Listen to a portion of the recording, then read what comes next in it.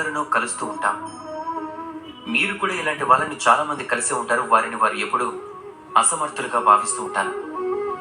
నిరాశకి లోనై ఉంటారు. వాళ్ళు ఈ నిర్ణయానికి లోనై ఉంటారు, ఈ జీవితంలో వారు ఏ కార్యం కూడా సాధించలేరు అని, వారు అసలు ఏమీ చెయ్యలేరు అని, ఏ పనికి వారు యోగ్యులు కారు అని. కానీ అది నిజం కాదు.